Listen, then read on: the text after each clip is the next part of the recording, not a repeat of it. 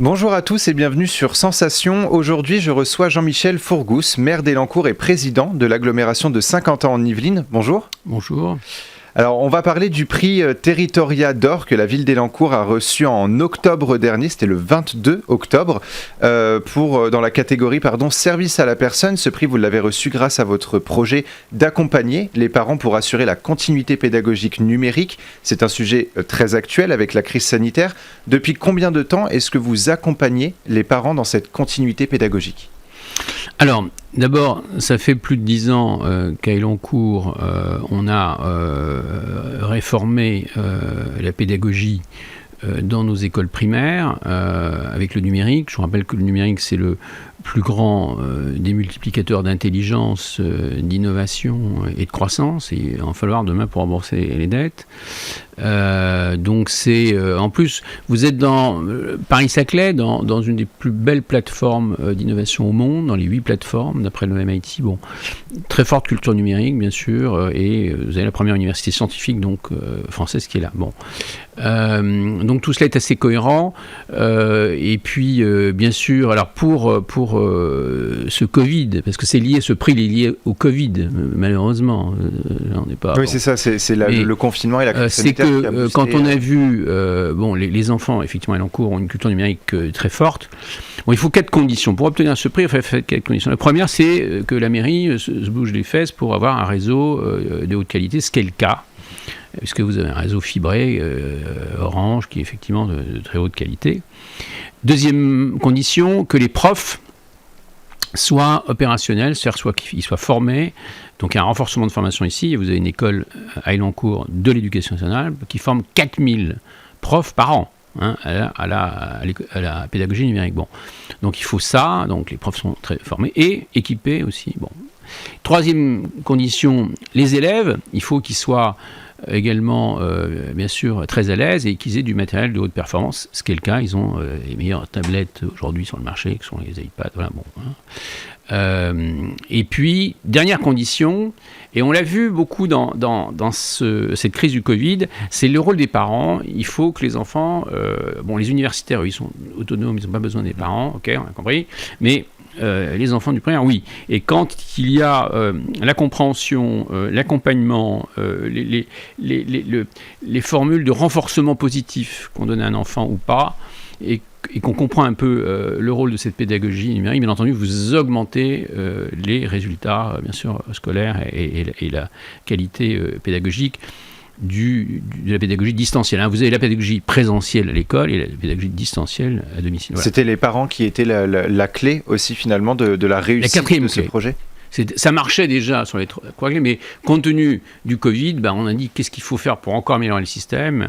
Voilà. Et donc on a lancé ce 4e élément qui a déclenché effectivement le prix. Alors justement, est-ce que vous pouvez nous en dire un petit peu plus sur cet accompagnement aux parents ? Comment est-ce que vous avez procédé ? Comment est-ce que vous êtes organisé ? Alors, j'ai toute une équipe, bien entendu, qui suit ça. Alors, c'est en fait, il y a des échanges par le numérique, d'une part, avec les parents. Il y a des formations spécifiques. Il y a un accompagnement par téléphone, une sorte d'outline qui est donnée aux parents s'ils ont une question, etc. Donc ils ont quelqu'un en permanence qui peut leur redonner une orientation. Donc oui, il y a tout un accompagnement, il y a des liens avec les profs, je dirais. Voilà. Alors il y a des parents qui n'en ont pas besoin. Il est évident que là-dessus, quand vous avez la chance d'avoir des parents qui ont une culture numérique, bien sûr que c'est pas la même chose. D'ailleurs, on perdait pas notre temps avec eux parce que voilà, il fallait d'abord s'occuper plutôt des gens qui avaient une forte attente là-dessus. Voilà. Donc on a à peu près. Je ne vous dis pas qu'on a fait ça à 100%, parce que c'est dans une crise pareille, on n'arrive jamais à couvrir, bien sûr, parce qu'on a quand même du monde, mais on a été, c'est vrai que le système de renforcement de cet accompagnement parental a été opérationnel.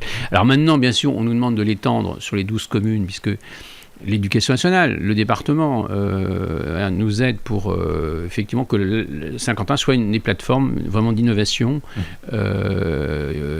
en pédagogie numérique en France, voilà, et puis faire le lien avec Paris-Saclay qui est effectivement déjà une forte culture numérique. Mais je vous rappelle que le premier budget mondial, c'est l'éducation nationale, sauf en Corée du Nord, bien sûr, chez nos grands amis communistes qui donnent toujours des grandes leçons de morale, mais voilà. Je crois que c'est le budget militaire chez eux. Bon, c'est au nom de la paix, certainement. Bon, bref, leur discours sur la paix. Donc voilà, moi je dirais c'est le plus beau. Et tous les élus et tous les parents d'élèves sont enchantés, bien sûr, de voir cette réussite. Parce que c'est une réussite. Ça aurait pu être un échec, mais c'est une réussite. C'est en train d'être.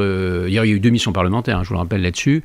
On a eu d'autres prix d'ailleurs sur ce système-là, mais sur un autre cadre. Là, c'est effectivement l'accompagnement parental qui a eu le. Et il y a eu environ 300 familles élancourtoises qui ont pu bénéficier de cet accompagnement. Recevoir un prix de la part de l'Observatoire territorial qui récompense les collectivités qui s'engagent dans l'innovation territoriale, ce n'est pas rien. Est-ce que ça vous motive à aller plus loin dans cet accompagnement au numérique et la continuité pédagogique ?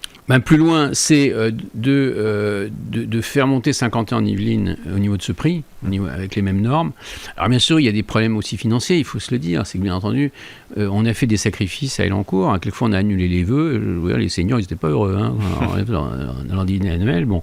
On a fait des sacrifices. Non, il y a des manifestations le 14 juillet, quelquefois, qui ont été annulés, qui n'ont pas beaucoup aimé. Vous voyez, bon. Mais ça nous a permis de faire un peu de trésorerie et de déclencher ce projet très, très ambitieux, mais très coûteux quand même. Mais maintenant ça coûte moins parce que. Mais d'ailleurs, ça coûte moins pour les suivants. On a essuyé les plates, comme on dit. Mais bon, tant mieux pour les autres. Mais en tout cas, Saint-Quentin est en train de bénéficier, bien sûr, de cette expérience et c'est une très bonne chose. Donc Saint-Quentin va, je pense, devenir certainement une des premières agglomérations en matière de pédagogie moderne, quoi. Et ça a été des sacrifices finalement positifs puisque ça a permis aux élèves de continuer les cours en distanciel.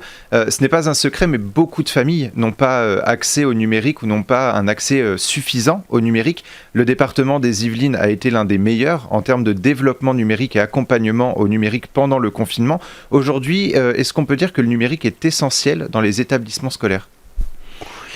Oui. D'abord, effectivement, le département a fait un gros effort. Ils ont même créé une structure qui aide les communes, bien sûr, à s'équiper, à se développer. Mais bien sûr, il faut savoir que dans la mission parlementaire qu'on avait eue, on avait montré que, par exemple, un enfant à l'université, un adolescent à l'université, qui est autonome, parce qu'en fait, cette pédagogie numérique, elle donne plusieurs avantages. Premièrement, elle augmente le plaisir d'apprendre de l'enfant. C'est pas rien, hein. Et le plaisir d'enseigner, d'ailleurs, du prof. Enfin, bon, c'est quand même pas mal. Bon, ensuite, elle augmente l'autonomie de l'enfant et donc de l'adolescent plus tard. Bon. Donc, plus vous êtes autonome à apprendre, plus donc vous apprenez tout seul et plus vous avez de bons résultats scolaires. Ça augmente la créativité aussi. Ça, c'est important. Et la confiance en soi. Donc, les trois choses qu'on voit beaucoup dans les résultats. Donc, bien sûr, quand vous êtes à l'université... Alors, on voit d'ailleurs que les enfants d'Élancourt ont plus une orientation vers des carrières scientifiques, ou d'ingénieurs, ou de techniciens supérieurs, mais ils sont très marqués par la culture numérique parce que demain, 80% des métiers seront liés au numérique. Je vous rappelle que votre radio est numérique. Oui, ça prend une place de plus en plus importante. Donc voilà. Donc il faut bien voir qu'ils sortent avec un avantage concurrentiel. Ça s'appelle l'employabilité numérique. Ils sortent avec une forte employabilité numérique. Alors l'agglomération de Saint-Quentin en Yvelines se veut leader en matière d'usage numérique. Justement, le confinement a accéléré l'usage du numérique dans le cadre scolaire et au sein des entreprises. Vous en avez un petit peu parlé. Votre projet au sujet du numérique, c'est finalement de le faire évoluer au sein de l'agglomération. Vous pensez que ça va être une tâche difficile ?